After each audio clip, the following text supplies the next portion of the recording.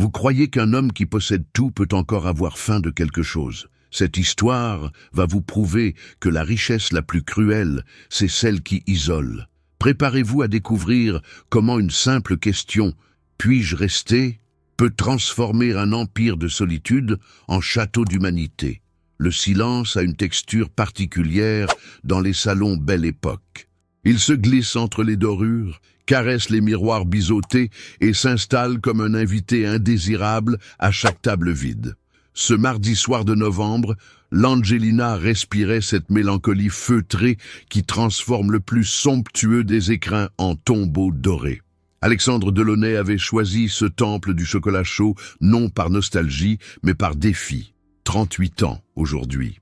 38 années d'une existence qui ressemblait à une course où tous les autres coureurs avaient abandonné, non par épuisement, mais par impossibilité de suivre le rythme d'un homme qui transformait chaque obstacle en tremplin.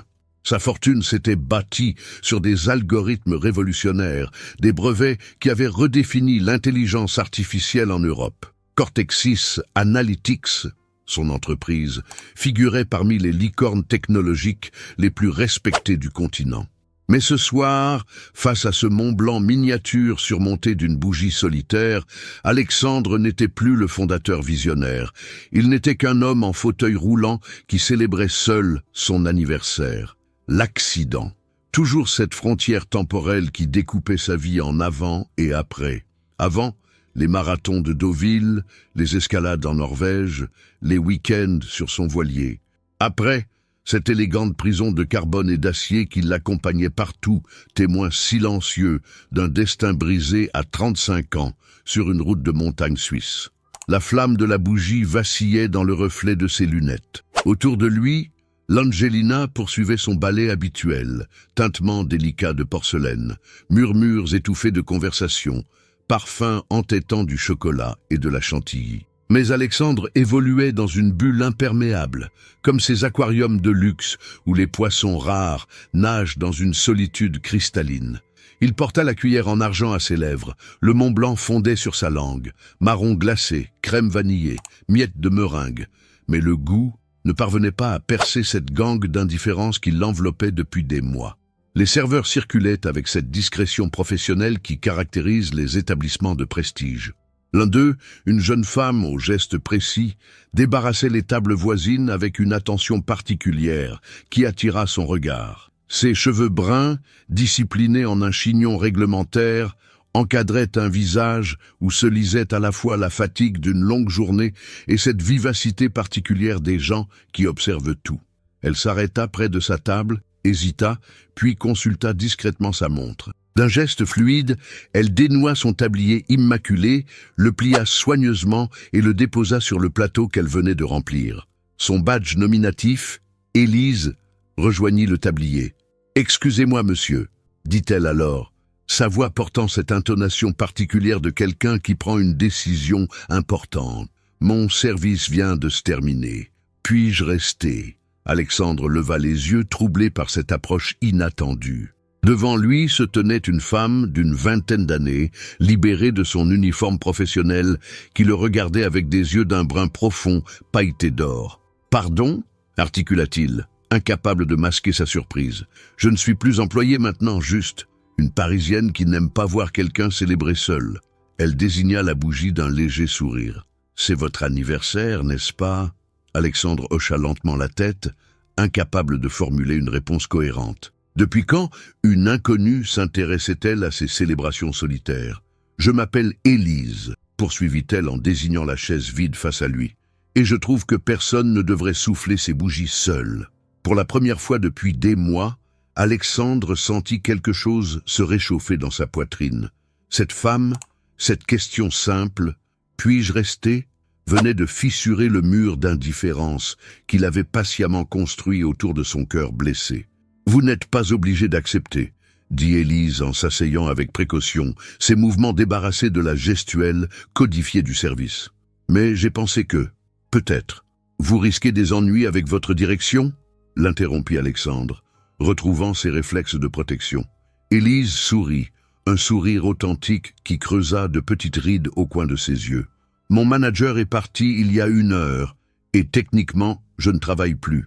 Là, je ne suis qu'une cliente qui a choisi de ne pas partir. Elle désigna la salle qui se vidait progressivement.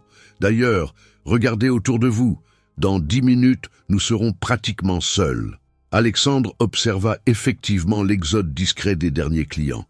L'Angelina se transformait, passant de l'agitation diurne à cette intimité feutrée des fins de soirée parisiennes. « Comment vous appelez-vous » demanda Élise, brisant ce silence nouveau qui s'était installé entre eux. « Alex » répondit-il spontanément, raccourcissant son prénom pour la première fois depuis des années. « Et vous, vous faites souvent ça? Vous asseoir avec des inconnus après votre service? Jamais, avoua-t-elle sans détour. Mais il y a quelque chose dans votre façon de regarder cette bougie. On aurait dit que vous étiez en train de négocier avec elle. » Alexandre ne put retenir un rire, le premier rire sincère depuis des mois. « Négocier? Avec une bougie? Oui, comme si vous hésitiez entre faire un vœu et l'éteindre, sans rien demander. Entre espérer et renoncer. » La justesse de l'observation le troubla profondément. Comment cette inconnue pouvait-elle saisir en quelques minutes ce que ses proches n'avaient jamais perçu? « Et vous » demanda-t-il, détournant adroitement la conversation. « Que faites-vous quand vous n'apportez pas de Mont Blanc à des inconnus mélancoliques ?» Élise rit, et ce rire transforma complètement son visage, chassant la fatigue pour révéler une vitalité qui la rendait lumineuse. « Je cours entre 3 emplois et je rêve de retourner aux Beaux-Arts. Très glamour, comme vous pouvez l'imaginer. Les Beaux-Arts, j'ai interrompu mes études il y a 2 ans.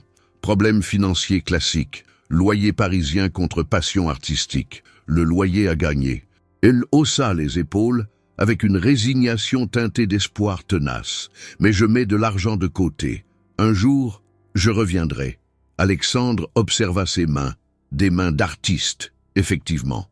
Fines, expressives, marquées par le travail, mais conservant cette grâce particulière de ceux qui créent. « Attendez, » dit soudain Élise en se levant. « J'ai une idée. » Elle disparut vers les cuisines et revint avec une seconde bougie qu'elle planta délicatement dans le Mont Blanc, près de la première. « Voilà !»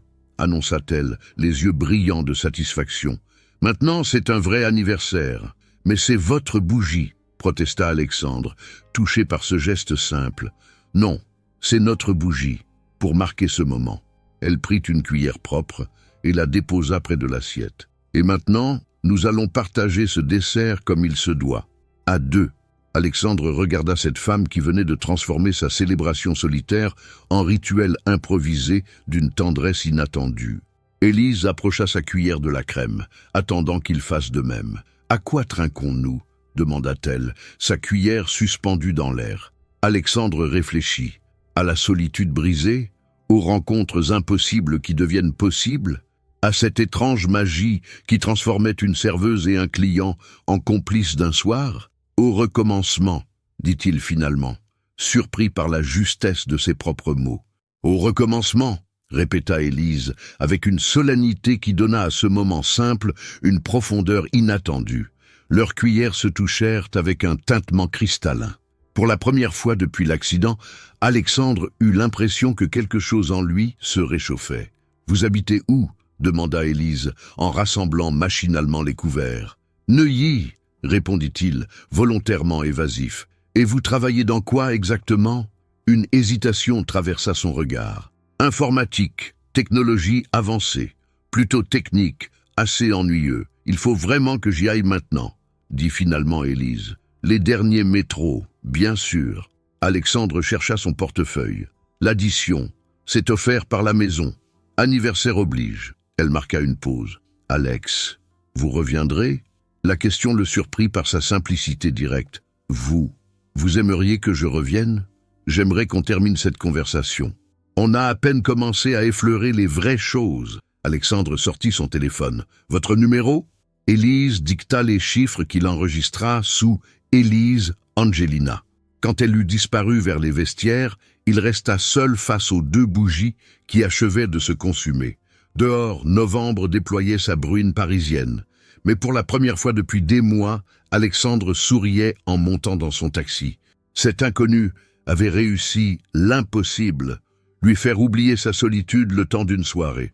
4 jours plus tard, par un dimanche de décembre, où Paris portait ses premiers frimas comme un manteau de velours gris, Alexandre regardait l'écran de son téléphone avec l'indécision d'un adolescent. Le message d'Élise était arrivé la veille. « Et si on se voyait ailleurs que dans un salon de thé?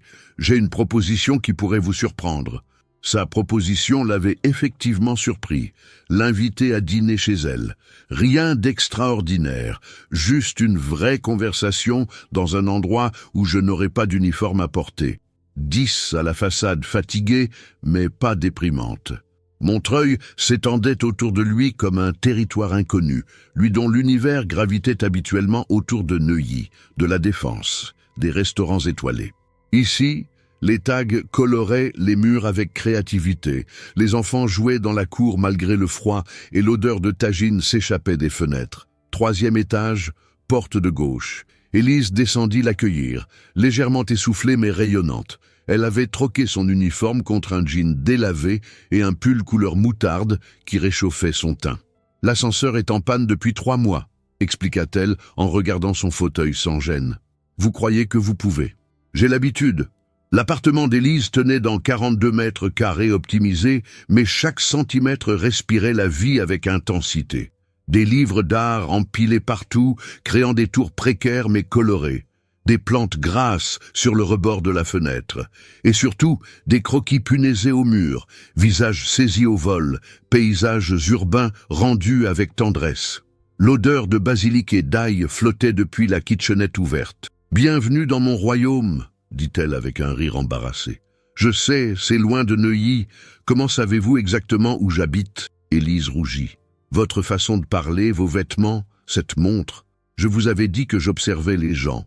Et j'adore votre royaume. » C'était plus que de la politesse. Il ne se souvenait pas de la dernière fois qu'il avait ressenti cette chaleur dans un intérieur, cette sensation d'être accueilli dans un véritable foyer. « Installez-vous, » dit-elle, en désignant la table près de la fenêtre. « J'espère que vous aimez la cuisine italienne revisitée par une franco-algérienne. » Pendant qu'elle s'affairait, Alexandre examina les dessins sur les murs. Le trait était sûr, expressif, habité par cette vérité des artistes qui dessinent par nécessité intérieure.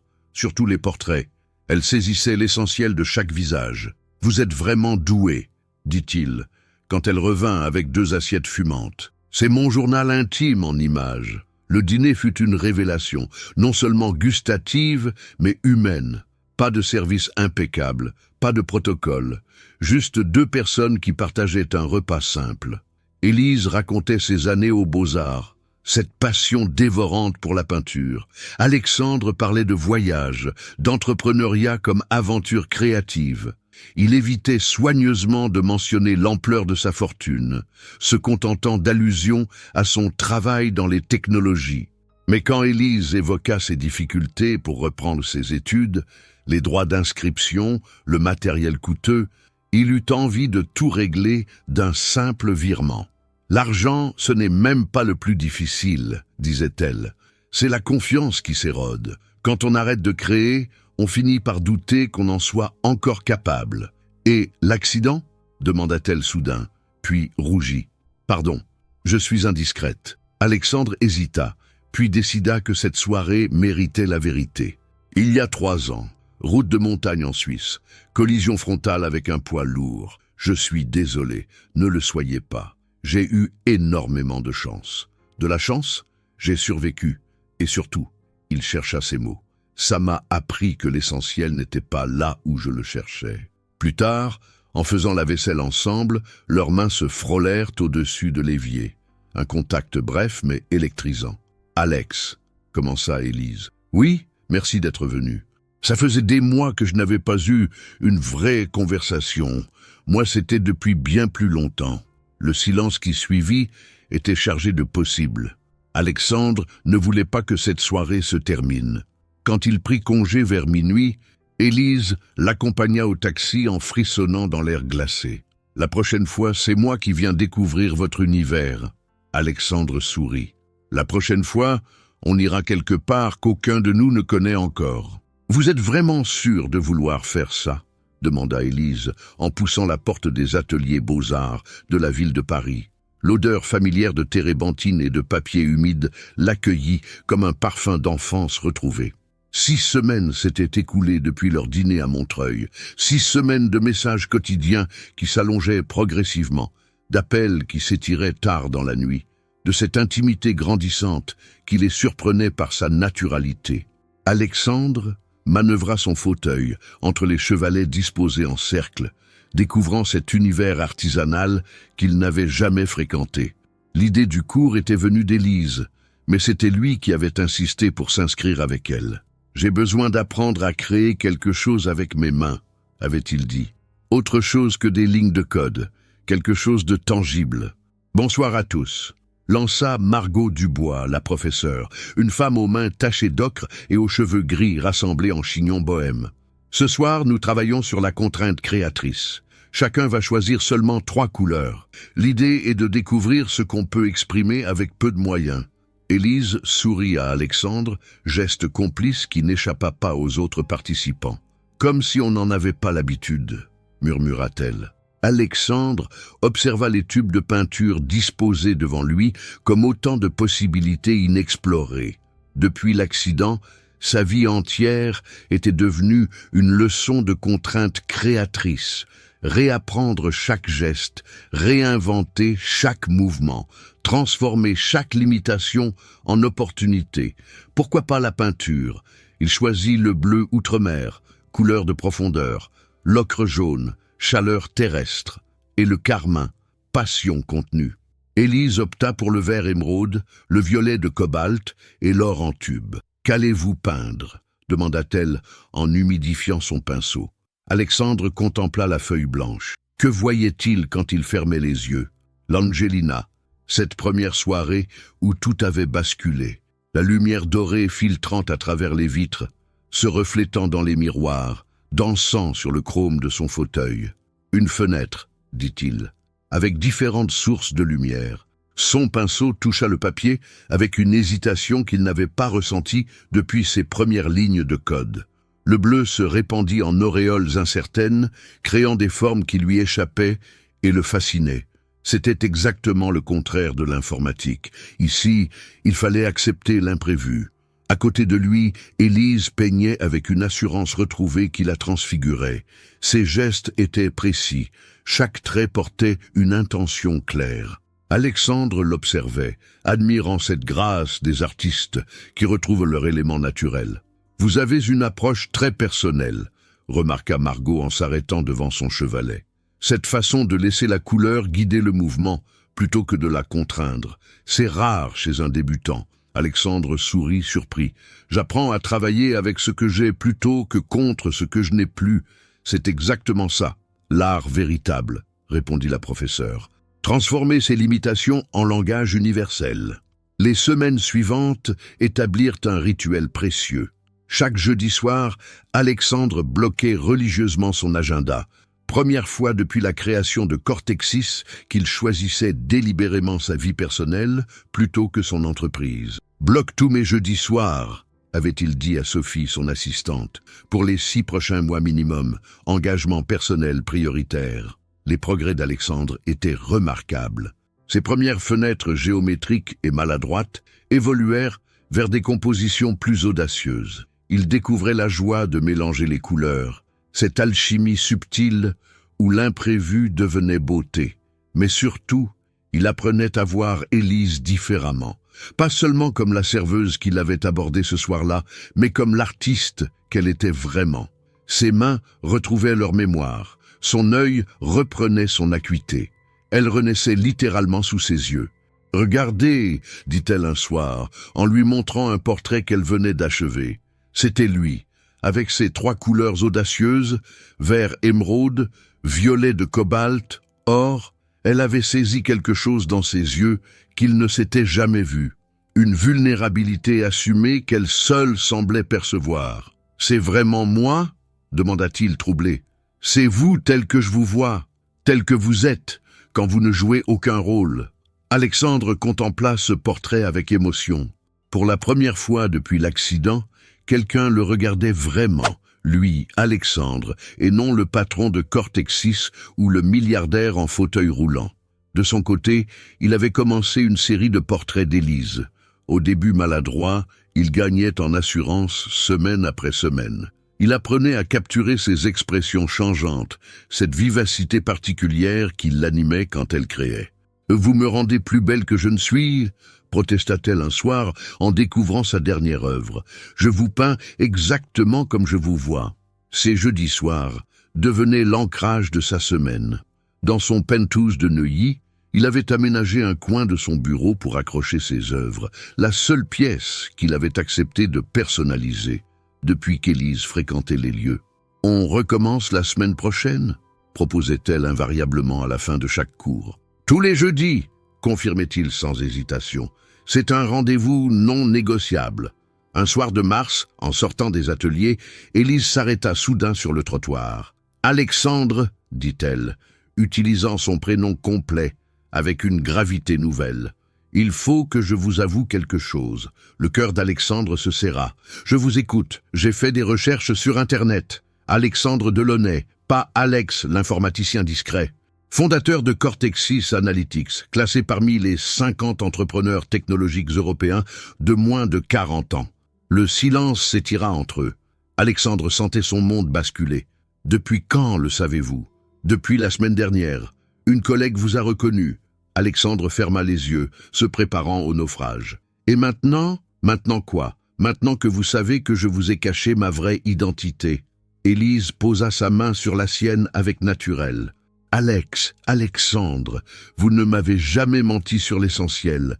Vous avez juste choisi de ne pas tout révéler. C'est différent, vous n'êtes pas. Déçu? Pourquoi le serais-je? Vous croyez que ça change quelque chose à nos jeudis soirs, à cette façon que vous avez de mélanger vos couleurs ?» Alexandre la dévisageait, cherchant la faille, l'arrière-pensée. Il n'y en avait aucune. La plupart des gens, quand ils découvrent « Je ne suis pas la plupart des gens », l'interrompit-elle fermement. Ce fut à ce moment précis qu'Alexandre sut qu'il était profondément, irrémédiablement amoureux de cette femme, qui l'acceptait intégralement. L'entrepreneur millionnaire et l'artiste débutant, le patron respecté et l'homme fragile.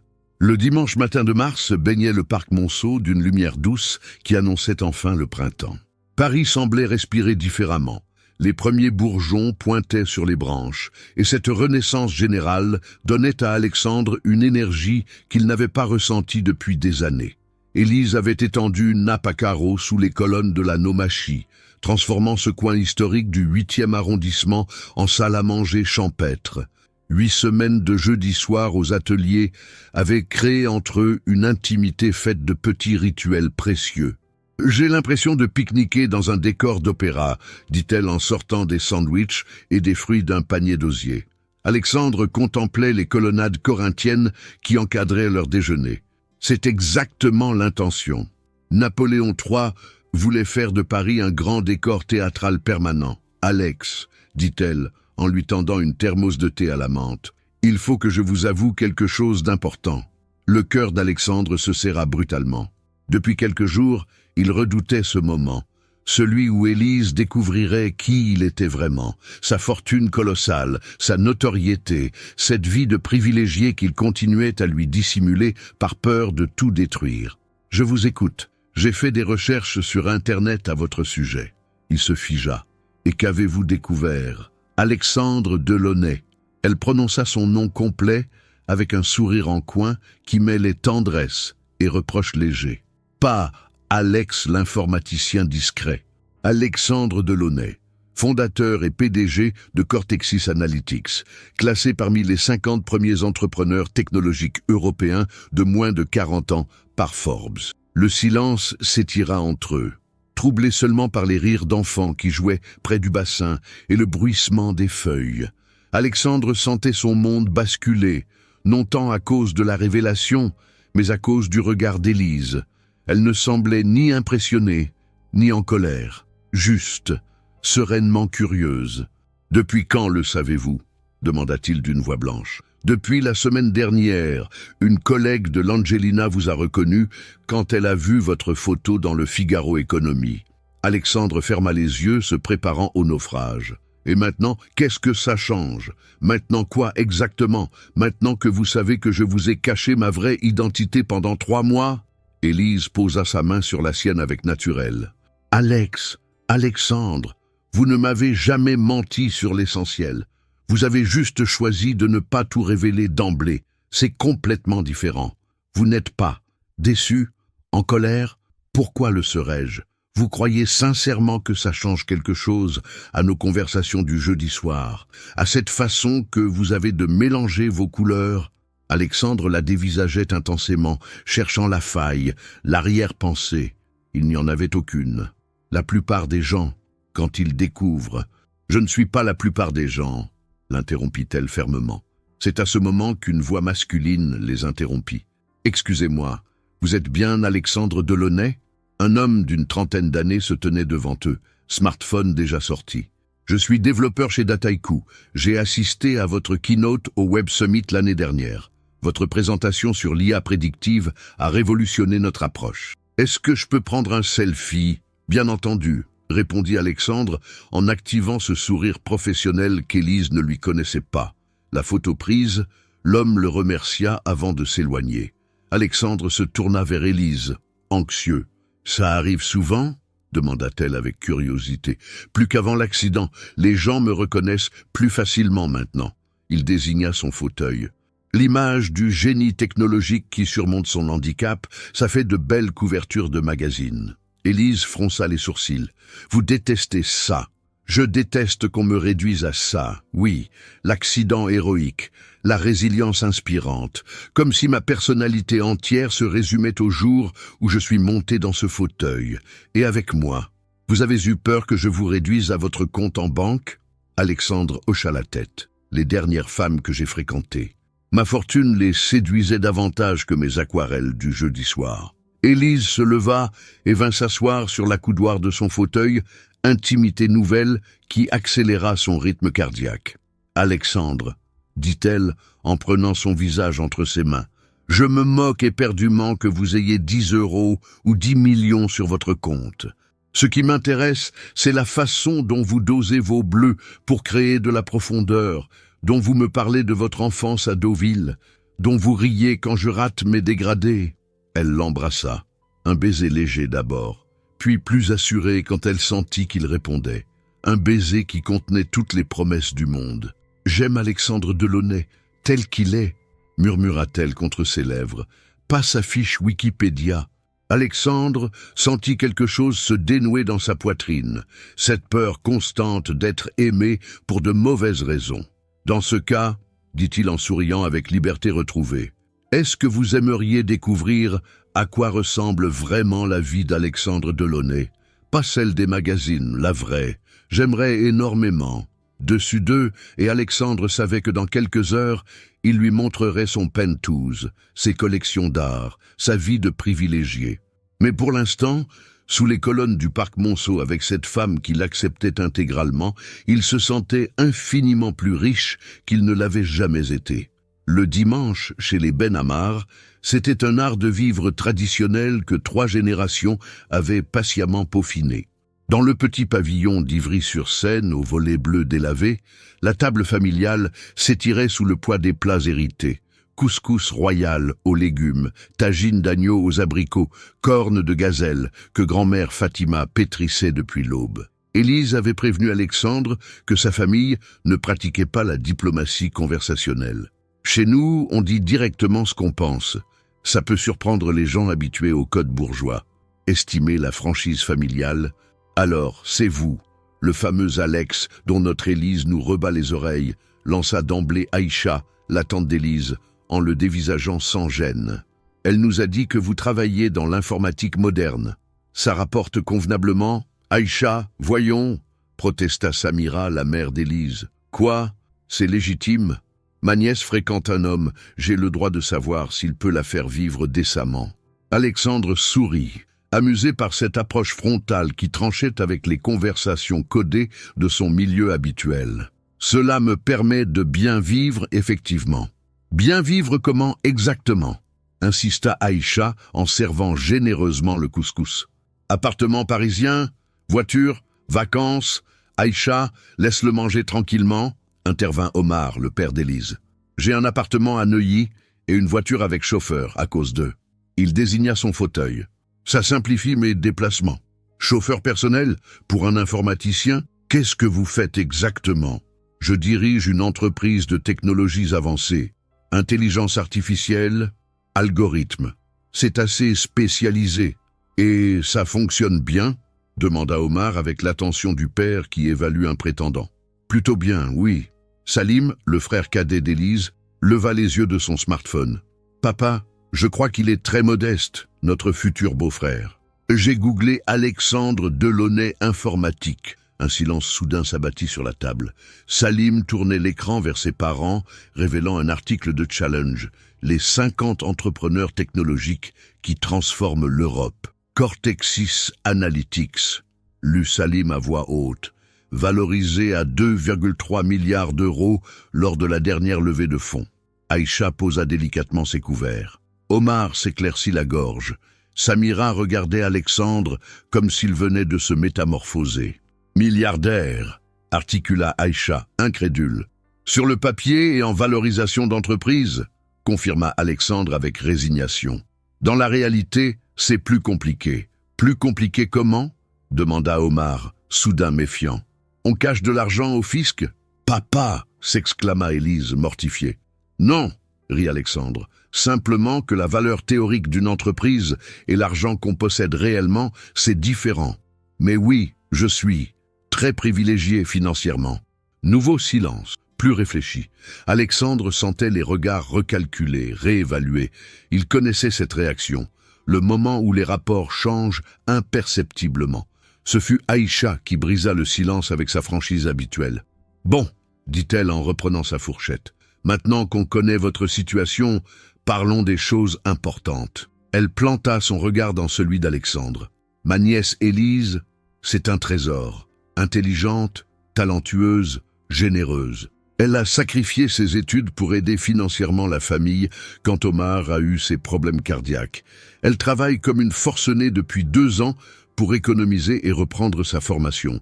Alors ma question est simple. Qu'est-ce que vous lui voulez exactement? Aïcha, s'il te plaît, commença Élise. Non, laisse-la parler, dit Alexandre avec respect. C'est une question légitime. Il posa ses couverts et affronta le regard d'Aïcha sans ciller.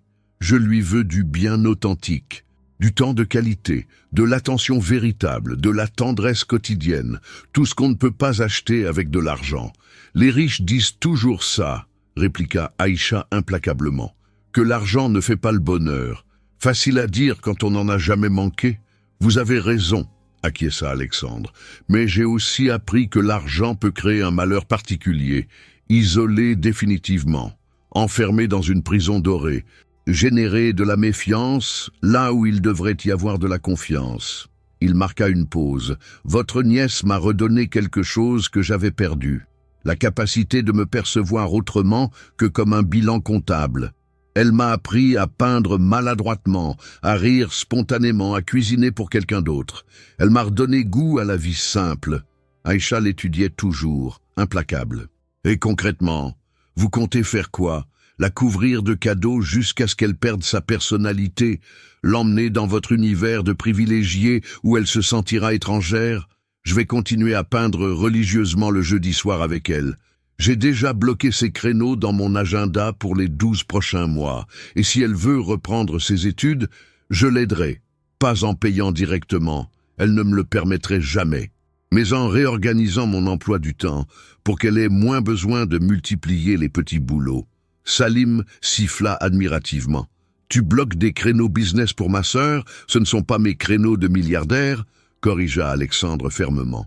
« Ce sont mes créneaux d'homme qui veut construire quelque chose de durable avec votre sœur. » Aïcha posa sa main ridée sur celle d'Alexandre, geste totalement inattendu qui le toucha infiniment. « Dans ce cas, dit-elle avec un sourire qui transformait son visage, « reprenez donc du couscous. Vous êtes trop maigre pour un homme amoureux. » Le reste du repas se déroula dans une atmosphère détendue. Omar questionna Alexandre sur les révolutions technologiques. Salim voulait savoir s'il connaissait Elon Musk, et Samira s'enquit de ses parents de Deauville. Mais au moment du thé à la menthe, quand les femmes débarrassaient dans un balai familial, Aïcha eut le dernier mot. « Alexandre !» dit-elle en s'arrêtant près de son fauteuil. « L'argent, ça permet d'acheter le temps des autres, mais ça n'achète jamais le sien propre. Vous me promettez que vous donnerez le vôtre à ma nièce ? Je vous le promets de tout cœur. Alors, bienvenue officiellement dans notre famille. » Là, Alexandre repensait aux paroles d'Aïcha. Donner son temps. C'était exactement ce qu'il n'avait jamais su faire jusqu'à maintenant. « Merci », dit finalement Élise. « De quoi ? D'avoir supporté l'interrogatoire de ma tante et d'avoir été parfaitement honnête. » Alexandre sourit dans la pénombre. « Votre famille me plaît énormément. Elle pose les vraies questions.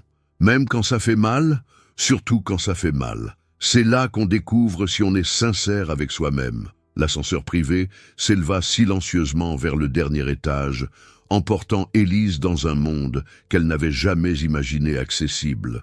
À travers les parois de verre fumé, Paris se déployait comme une maquette d'architecte. La Seine, serpentant entre les monuments, les Champs-Élysées traçant leur perspective vers l'Arc de Triomphe. « Mon Dieu !» murmura-t-elle quand les portes s'ouvrirent sur le penthouse d'Alexandre. L'appartement semblait suspendu dans le ciel parisien. Murs de verre du sol au plafond, mobilier design contemporain où dominaient l'acier et le cuir blanc, œuvres d'art disposées avec précision muséale. Tout respirait le luxe sophistiqué, mais aussi une froideur clinique qui contrastait violemment avec la chaleur bohème de Montreuil. « Impressionnant », dit Élise en s'avançant vers la baie centrale. « Mais vous vivez vraiment ici, dans le sens habité, pas seulement résider ?» Alexandre la rejoignit, observant son propre espace avec le regard neuf qu'elle lui apportait. « J'y dors, j'y travaille, j'y reçois occasionnellement des clients. Vivre, c'est un bien grand mot. » Même absorbant chaque détail avec l'œil de l'artiste. Le piano Steinway, qui semblait n'avoir jamais été effleuré, la bibliothèque au rayonnage parfaitement ordonné, la table de salle à manger pour 12 qui n'avait manifestement jamais servi à un vrai repas partagé. « Et la cuisine ?» demanda-t-elle, intriguée par cette pièce qu'elle ne voyait nulle part. Alexandre sourit, le premier sourire authentique depuis qu'ils étaient entrés dans cet écrin de perfection. « Ça, c'est complètement différent. Suivez-moi. » Il la guida vers un espace qui contrastait radicalement avec le reste du penthouse. Ici, l'acier inoxydable côtoyait harmonieusement le bois brut, les ustensiles professionnels pendaient à des barres magnétiques, et une collection impressionnante d'épices s'alignait sur des étagères qui racontaient des voyages et des curiosités culinaires. C'était la seule pièce de l'appartement qui possédait une âme véritable. « Vous cuisinez sérieusement ?» demanda Élise, surprise. « C'est devenu ma principale thérapie. Après l'accident, quand je ne pouvais plus courir, plus naviguer, j'ai découvert que créer un plat complexe me procurait la même satisfaction que développer un algorithme. » Élise passa sa main admirative sur le plan de travail en marbre, observant les casseroles en cuivre alignées avec soin. « Et vous n'invitez jamais personne à profiter de tout ça ? Vous êtes la première, » avoua-t-il avec simplicité. Cette révélation atteignit Élise plus profondément que tous les objets de luxe. Cet homme, qui pouvait s'offrir les tables les plus étoilées de la planète, préférait cuisiner en solitaire. « Qu'est-ce qu'on prépare ensemble ?» demanda-t-elle en retroussant ses manches. Alexandre étudia le contenu de son réfrigérateur, toujours parfaitement approvisionné par un service qui connaissait ses goûts. « Vous aimez les risottos authentiques ? J'adore, mais je n'ai jamais appris la technique. Alors je vais vous transmettre mes secrets. C'est une question de patience et d'attention constante, comme l'aquarelle, finalement. » Il sortit les ingrédients avec des gestes d'expert.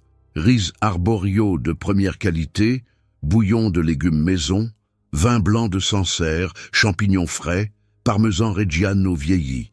Ses mouvements étaient fluides, et Élise retrouvait cette même concentration intense qu'aux ateliers de peinture. « La règle d'or ?» expliqua-t-il en faisant chauffer l'huile d'olive, « c'est de ne jamais brusquer le riz. Il faut qu'il libère son amidon progressivement, louche après louche, comme une confidence qui se dévoile. » Élise l'observait hacher les champignons avec la dextérité d'un chef étoilé.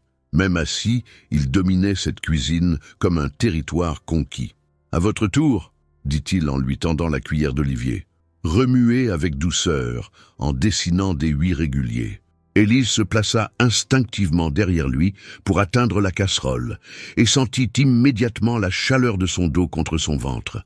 Alexandre guida sa main avec délicatesse, ajustant le rythme du mouvement. « Plus lentement encore », murmura-t-il, sa voix altérée par la proximité. Sentez la résistance du riz qui s'attendrit. La proximité créait entre eux une tension électrique nouvelle. Leur respiration se synchronisait, leurs gestes s'accordaient avec évidence troublante, et Élise sentait son parfum mêlé aux arômes naissants du risotto. « Alexandre », dit-elle dans un souffle. Il tourna légèrement la tête vers elle. Leur visage n'était plus qu'à quelques centimètres, et elle put distinguer les reflets dorés de ses yeux derrière ses lunettes. Le baiser fut différent de celui, tendre, du parc Monceau. Plus profond, plus sûr, chargé de tous ces mois d'apprivoisement mutuel et de désir contenu.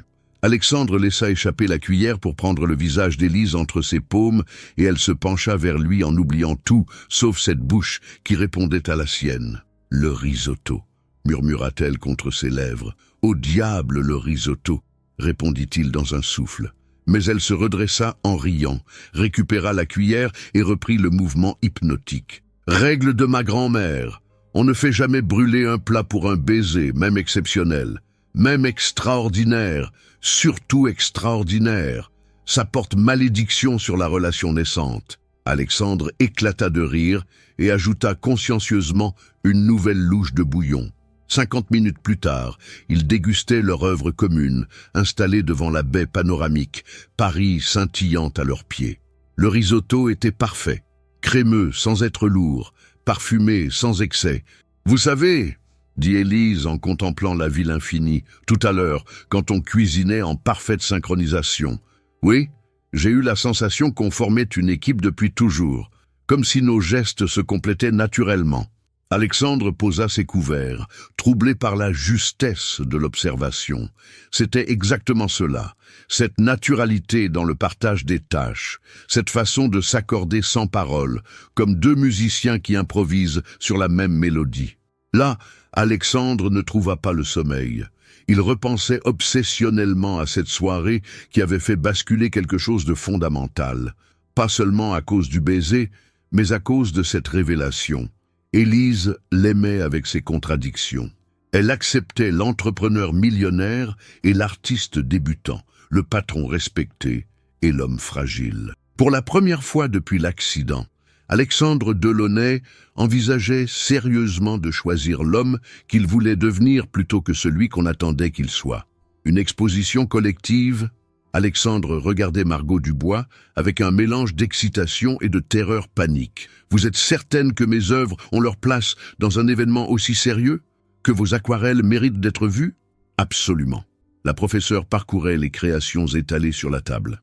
6 mois de jeudi soir créatifs avaient métamorphosé les hésitations du premier cours en véritable langage artistique personnel. Élise, penchée sur ses propres œuvres, souriait discrètement.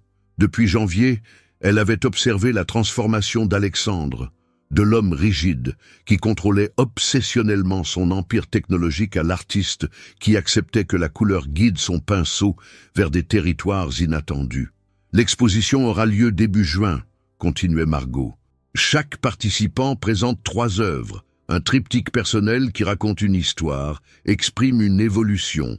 3 œuvres seulement, » murmura Alexandre. « Sur quel thème? Libre. Mais je suggère quelque chose de profondément personnel. L'art authentique, c'est toujours autobiographique. » Là, Alexandre contemplait des dizaines d'aquarelles dans son bureau, la seule pièce qu'il avait personnalisée depuis qu'Élise fréquentait les lieux. Ses œuvres racontaient fidèlement leur histoire commune. Les premières fenêtres maladroites, les portraits d'Élise de plus en plus assurés, les paysages parisiens du parc Monceau. Pour cette exposition publique, il voulait créer quelque chose de plus ambitieux, quelque chose qui exprimerait non seulement ce qu'il avait appris à voir, techniquement, mais ce qu'il avait découvert sur lui-même, émotionnellement. Il choisit de peindre 3 moments fondateurs. Le premier tableau représentait la fenêtre de l'Angelina telle qu'il l'avait perçue ce soir de novembre. Pas une reconstitution réaliste, plutôt une interprétation abstraite où se mêlaient les reflets dorés des miroirs Belle Époque, la géométrie froide de son fauteuil et au centre, une silhouette féminine volontairement floue. Élise s'approchant avec sa question révolutionnaire.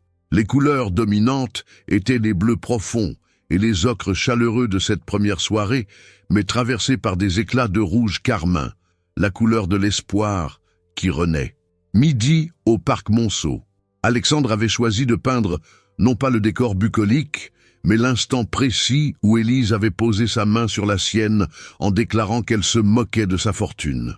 L'œuvre était construite autour de deux mains qui se touchent, les siennes, reconnaissables à leur élégance rigide d'hommes habitués aux responsabilités, les siennes à elle, plus expressives, marquées par le travail. Autour de ce contact révélateur, les colonnes corinthiennes se transformaient en cathédrales de lumière verte et dorée, une vision subjective de sa cuisine pendant qu'ils préparaient leur premier risotto. Alexandre avait choisi de représenter cette scène de l'intérieur même de la casserole, un tourbillon blanc et crémeux où se reflétaient leurs deux visages penchés avec complicité, leurs quatre mains mêlées tenant la cuillère, et par les bords du cadre, on devinait les lumières de Paris dans la nuit. C'était incontestablement son œuvre la plus technique, celle où il avait poussé le plus loin ses expérimentations avec les dégradés et la profondeur. « Alors, verdict honnête ?» demanda-t-il à Élise quand elle découvrit le triptyque dans son bureau. Elle resta silencieuse une éternité, passant lentement d'un tableau à l'autre, absorbant chaque détail avec l'attention respectueuse qu'elle réservait aux œuvres qui la touchaient profondément. « Alexandre, dit-elle finalement, la voix altérée par l'émotion, c'est notre histoire, mais vue avec vos yeux, filtrée par votre sensibilité. C'est surtout mon histoire personnelle, l'histoire de l'homme que je suis devenu grâce à vous. » Élise s'approcha, visiblement émue. « Vous savez ce que j'apprécie le plus dans ces trois œuvres, dites-moi. C'est que vous ne m'avez jamais idéalisé ni transformé en muse inaccessible. Dans vos tableaux, je suis authentiquement vrai, avec mes mains abîmées par le service, mon uniforme de l'Angelina, mes cheveux qui s'échappent de leur chignon. Vous m'avez peinte exactement comme je suis. » Alexandre prit délicatement ses mains qu'il avait tant de fois représentées avec précision amoureuse. « Parce que c'est exactement comme ça que je vous aime. Vraie, accessible, humaine. » Les 3 semaines suivantes furent une ruche d'activités créatives. Élise, qui avait découvert un talent pour la logistique artistique, se chargea spontanément des aspects pratiques, sélection des cadres, rédaction des cartels, gestion de la communication. Elle trouvait un plaisir particulier à voir Alexandre naviguer sereinement dans ce monde artistique où sa fortune ne comptait pas, où seule la qualité de son travail déterminait sa légitimité. « Vous êtes nerveux pour jeudi soir ?» demanda-t-elle le mercredi précédant le vernissage. « Terrifié, avoua-t-il. En conseil d'administration, je peux convaincre des investisseurs de risquer des millions sur mes algorithmes, mais exposer publiquement mes aquarelles personnelles. C'est infiniment plus intime, dangereusement plus personnel, oui. » Arts avait revêtu leurs habits de grande occasion. Guirlandes de lumière tendues entre les poutres, tables drapées de blanc, champagne millésimé attendant d'être débouché. L'exposition réunissait 15 participants de tous horizons. Alexandre était arrivé 1 heure en avance, ostensiblement pour vérifier l'éclairage optimal de ses œuvres, mais en réalité parce que l'angoisse le rendait incapable de rester immobile chez lui. Son triptyque occupait stratégiquement un mur entier de la galerie principale, et chaque fois qu'il le contemplait sous cet éclairage professionnel, il se demandait s'il n'avait pas commis une erreur monumentale en acceptant d'exposer les territoires les plus intimes de son existence. « Monsieur Delaunay ?» Une voix cultivée l'interrompit dans ses ruminations anxieuses. Il se retourna pour découvrir un homme d'une 60aine d'années distingué, qui examinait attentivement ses tableaux avec l'attention du connaisseur professionnel. « Oui, c'est moi, Jean-Pierre Moreau, Galerie Moreau-Néret, rue de Seine. » L'homme lui tendit une carte gravée avec sobriété. « J'aimerais beaucoup vous parler de vos œuvres quand vous aurez un moment. » Le cœur d'Alexandre s'emballa. La galerie Moreau-Néret était l'une des références parisiennes incontournables en art contemporain. Elle vous intéresse professionnellement, elle m'intrigue énormément. Cette façon de marier abstraction émotionnelle et figuration symbolique, cette technique qui assume ses imperfections pour les transformer en force expressive. C'est remarquablement rare chez un débutant. Alexandre rougit comme un collégien qui reçoit sa première mention d'excellence. « Je ne suis qu'un amateur passionné », protesta-t-il modestement. L'art véritable ne connaît que deux catégories, ce qui touche profondément et ce qui laisse indifférent. Vos œuvres touchent, manifestement. Il marqua une pause. Seriez-vous intéressé par une collaboration future avec ma galerie? Avant qu'Alexandre puisse répondre, Élise apparut à ses côtés comme une apparition, ravissante dans une robe noire simple qui mettait en valeur l'éclat de ses yeux pétillants d'excitation. « Bonsoir, mon amour », dit-elle en l'embrassant tendrement, geste d'intimité qui marquait leur territoire commun. Pierre Moreau, avec un sourire poli, mais légèrement possessif. « Élise Ben Amar », dit-elle en tendant la main, la muse indiscrète de ce triptyque révélateur. « Enchanté. Je disais justement à Monsieur Delaunay que ses créations mériteraient une attention plus soutenue de ma part. » Le visage d'Élise s'illumina. « Vraiment ? Alexandre, vous vous rendez compte de ce que cela représente ?» Dessus l'épaule du galeriste avec inquiétude grandissante. D'autres invités arrivaient et parmi eux, il reconnaissait des visages terriblement familiers de son univers professionnel. Martine Beaumont, journaliste économique au Figaro. Thomas Leduc, entrepreneur concurrent, mais néanmoins ami. Comment avait-il découvert cette exposition confidentielle? La réponse lui parvint en voyant Sophie, son assistante personnelle, qui se faufilait discrètement vers lui avec un regard d'excuse et de fierté mélangés. « Sophie » l'interpella-t-il avec inquiétude. « Qu'est-ce que vous faites ici? J'ai pensé que ce serait dommage que personne de votre entourage professionnel ne vienne soutenir votre première exposition artistique, » dit-elle, embarrassée mais assumant sa décision. J'ai pris l'initiative d'envoyer quelques invitations ciblées. Quelques invitations, répéta-t-il, la gorge soudain sèche. Une trentaine environ. Les contacts les plus importants de votre carnet. Alexandre sentit sa respiration se raccourcir. Dans quelques minutes, son univers professionnel impitoyable allait découvrir et analyser cette facette intime de sa personnalité. Ses œuvres, ses émotions les plus profondes, son histoire d'amour avec Élise, tout allait être scruté, possiblement instrumentalisé à des fins de communication corporate. « Ça va aller ?» demanda Élise, inquiète de le voir pâlir. « Oui, c'est juste que… » Monsieur Delaunay. Martine Beaumont l'avait repéré et s'approchait, micro portable à la main, sourire professionnel activé. « Quelle merveilleuse surprise ! On savait que vous étiez un entrepreneur visionnaire, mais on ignorait vos talents artistiques cachés. C'est un nouveau projet d'investissement dans le secteur culturel ?» Alexandre regarda successivement Élise, puis ces trois tableaux qui révélèrent son âme, puis tous ces visages familiers tournés vers lui avec curiosité.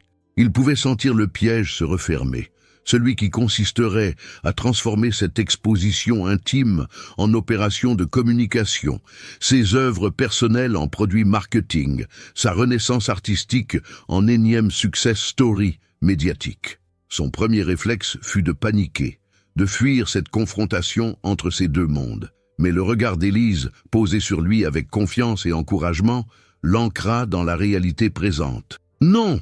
dit-il fermement, surpris par la clarté de sa propre voix. « Ce n'est pas un investissement stratégique. C'est juste, moi qui peins, Alexandre qui crée. Mais comment concilier concrètement vos lourdes responsabilités de dirigeant avec cette passion naissante? Ça doit être difficile de trouver du temps libre. » Alexandre sentit quelque chose se cristalliser définitivement en lui. « J'ai bloqué définitivement mes mardis et jeudis soirs dans mon agenda professionnel.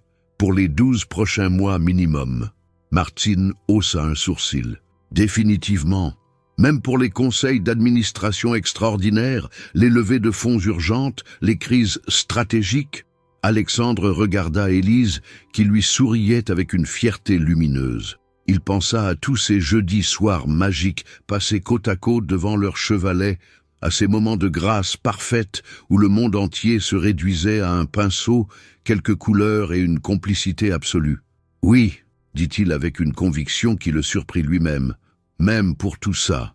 J'ai découvert qu'il existait des choses infiniment plus importantes que Cortexis Analytics. » Un murmure stupéfait parcourut l'assistance. Alexandre Delaunay, le Golden Boy de la tech française, venait publiquement de relativiser l'importance de son propre empire. « Et qu'est-ce qui peut être plus important qu'un succès de cette ampleur ?» insista Martine, sentant le scoop. Alexandre prit naturellement la main d'Élise devant toutes les caméras de smartphone qui se déclenchaient. Apprendre à mélanger harmonieusement les couleurs avec la femme que j'aime. Cuisiner des risottos parfaits le dimanche matin. Découvrir que je peux créer autre chose que des algorithmes rentables. Il marqua une pause lourde de sens. Avoir une vraie vie humaine, tout simplement. Thomas Leduc éclata de rire, brisant la tension. Alexandre, tu es en train de révolutionner le concept de work-life balance pour notre génération. Non, Tom, je suis en train de me sauver. Le reste de la soirée se déroula dans une atmosphère presque surréaliste. Les journalistes économiques interviewaient Alexandre sur sa reconversion artistique inattendue. Les collectionneurs avertis examinaient ses œuvres d'un œil nouveau, maintenant qu'ils connaissaient l'identité du créateur, et ses concurrents directs cherchaient visiblement à comprendre s'il s'agissait d'une stratégie de communication sophistiquée ou d'une véritable remise en question existentielle. Mais Alexandre ne voyait plus qu'Élise, rayonnante de bonheur, qui guidait sa famille, découvrant avec émerveillement le monde de l'art contemporain parisien. Omar photographiait consciencieusement chaque tableau avec son smartphone. Samira expliquait fièrement à qui voulait l'entendre que le fiancé de ma fille était aussi un artiste reconnu, et Aïcha interrogeait Jean-Pierre Moreau sur les prix couramment pratiqués par sa galerie avec le sérieux d'une commissaire aux comptes. « Alors ?» demanda Élise, quand ils se retrouvèrent enfin seuls près du triptyque dans une accalmie relative. « Comment vous sentez-vous après cette soirée ?» Alexandre contempla longuement ces trois œuvres. Cette fenêtre symbolique de l'Angelina où tout avait commencé, ce moment de révélation au parc Monceau, cette cuisine intime où ils avaient appris à faire équipe. « Libre », dit-il simplement, pour la première fois depuis l'accident, authentiquement libre. Et demain matin, retour aux réunions interminables et aux obligations corporates ? Alexandre sourit avec une sérénité qu'il ne se connaissait pas. Demain, c'est vendredi, mais la semaine prochaine, c'est mardi, jour de peinture selon notre rituel. J'ai déjà un nouveau projet artistique, peindre nos futurs jeudis soirs, en série continue, une œuvre par semaine pendant 1 an minimum, 1 an entier au minimum. Peut-être toute notre vie commune. Élise se dressa sur la pointe des pieds pour l'embrasser, et Alexandre sut, avec une certitude absolue, qu'il venait de prendre la décision la plus importante de son existence. Non pas de choisir radicalement l'art plutôt que les affaires. Il n'était pas assez naïf pour croire qu'il pourrait abandonner Cortexis du jour au lendemain, mais de choisir délibérément l'équilibre plutôt que l'obsession monolithique. L'homme complet plutôt que l'entrepreneur unidimensionnel. 3 mois plus tard, un article de Challenge faisait la une avec ce titre provocateur. Alexandre Delaunay, le milliardaire qui peint le jeudi soir. L'article détaillait cette transformation inattendue du Golden Boy de la tech française qui avait révolutionné sa propre conception du succès. Cortexis Analytics continue de prospérer, expliquait Alexandre dans l'interview. Mais j'ai compris que diriger une entreprise technologique ne devait pas définir entièrement ma personnalité. L'art m'a appris la patience, l'acceptation de l'imperfection, la beauté de l'inattendu. Ces qualités nourrissent paradoxalement mon leadership entrepreneurial. L'article mentionnait également qu'Élise Benhamar avait repris ses études aux Beaux-Arts grâce à une bourse d'excellence qu'elle avait obtenue en présentant un dossier artistique remarquable. Ce que l'article ne précisait pas, c'est qu'Alexandre avait discrètement financé cette bourse par l'intermédiaire d'une fondation anonyme, respectant ainsi la fierté d'Élise qui n'aurait jamais accepté une aide directe. Là, bras dessus, bras dessous, dans la douceur parfumée de juin, Ils croisèrent la vitrine illuminée d'une librairie de nuit qui exposait le dernier numéro de Challenge. En couverture, une photo professionnelle d'Alexandre datant de l'année précédente, avec ce titre accrocheur, « Les nouveaux maîtres du monde digital français ». « Ça ne vous fait pas une impression bizarre ?» demanda Élise. « Même costume impeccable, regard dur et calculé, sourire parfaitement calibré pour inspirer confiance aux investisseurs. »« Non !» dit-il en passant tendrement son bras autour des épaules d'Élise. « Parce que ce personnage-là, ce n'est définitivement plus moi. Moi, je suis celui qui va vous préparer un risotto aux champignons en rentrant, et qui demain soir vous regardera mélanger vos verts et vos violets en me demandant comment j'ai pu vivre si longtemps sans cette plénitude. » Ils s'arrêtèrent devant la galerie Moreau-Néret rue de Seine, où une petite affiche annonçait « Prochainement, Alexandre Delaunay, fenêtre sur l'intime, première exposition personnelle. Vous êtes prêts pour tout ça ?» demanda Élise. « Avec vous à mes côtés, je suis prêt pour tout. » Dessus d'eux, les premières étoiles de juin scintillaient dans le ciel parisien, témoin silencieux de cette métamorphose extraordinaire. Un homme qui avait eu le courage de tout changer pour une question simple posée un soir de novembre dans un salon de thé. « Puis-je rester ?» avait demandé Élise. Et Alexandre avait découvert que parfois, la réponse la plus simple peut transformer une vie entière. Le silence a une texture particulière dans les salons Belle Époque. Mais ce soir-là, pour la première fois depuis des années, Alexandre Delaunay n'avait plus peur du silence. Il avait appris à le peindre.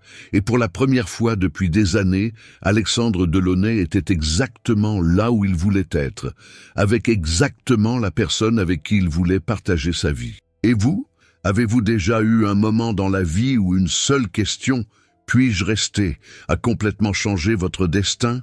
Écrivez dans les commentaires le mot « recommencement » et racontez-nous quel a été votre moment de bascule, cet instant qui a tout transformé.